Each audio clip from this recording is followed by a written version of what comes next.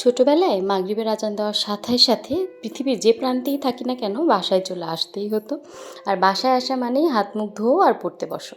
পড়তে তো বসতে ইচ্ছে করতো না, অমনি শুরু হতো কী খাবো কী খাবো কী খাবো। তখন আম্মুকে দেখতাম এটা সেটা ভাজা ভাজা করে দিত, পাকোড়া বানিয়ে দিত, না হলে নুডলস রান্না করে দিত। কী যে ভালো লাগতো, সেই খাবারটা নিয়ে ঘন্টা দুয়েক বসে থাকতাম। খাবার যতক্ষণ চলছে ততক্ষণ তো আর পড়তে হচ্ছে না। ইদানিং দেখি সন্ধে হলেই আমার মেয়েটাও শুরু করে, মাম্মাম দেখো তো ফ্রিজে কী খাবার আছে। তো আমার ছোট্ট মেয়ের ছোট্ট ক্ষুধা মেটানোর জন্য আজকে ওকে একটা এলোমেলো রেসিপি বানিয়ে দিচ্ছি। এই রেসিপির আমি কোনো নাম জানি না।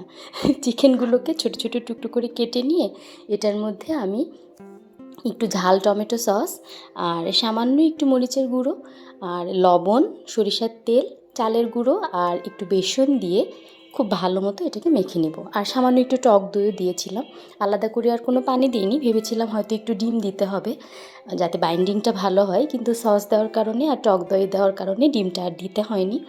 এটাকে মেখে আমি 5-10 মিনিটের মতো মেরিনেট করে রেখেছিলাম। আর এখন মিডিয়াম আঁচে এটাকে জাস্ট সুন্দর মতো ফ্রাই করে নিলেই মজাদার একটা খাবার হয়ে যাবে।